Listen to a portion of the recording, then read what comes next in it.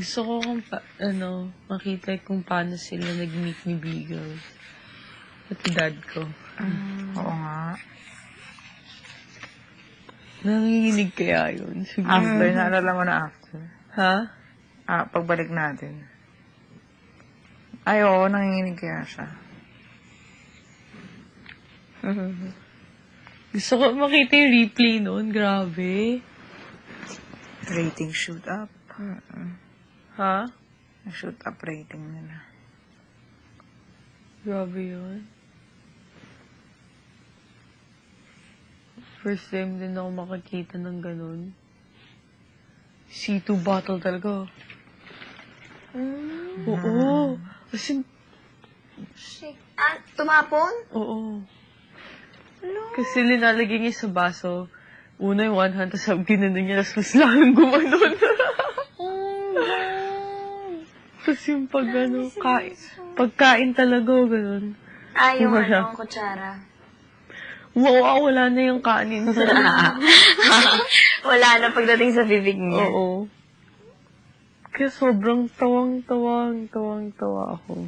Hindi sinasadya? As in Sabi ko, ano problema mo? Kasi banso talaga. Nakakaloka pa minsan. Peripetiw. Favorite ko na talaga yung peripetiw. Asla. Nakakatawa kasi siya magkwento. Kahit na miserable yung mga nangyari, nakakatawa niya i-deliver. Kaya hindi mo alam kung maaawa ka ba o matatawa ka. Paano nagkwento sa'yo, Tin? Ano reaction mo? Ganun din, parang pinipilit ko lang wag tumawa. Kasi Siyempre, private yun. Kaya siguro sinabihan niya, sinabi niya na hindi ako nakikinig. Oo. Kasi Kasi pinipigil mo na. naman minsan magkukwento din ako. Minsan ikakat niya ako tapos magkukwento na siya ng sabi ko, baka gusto niya lang yung Sabi ko, okay. Gumagano na lang ako sa sarili ko.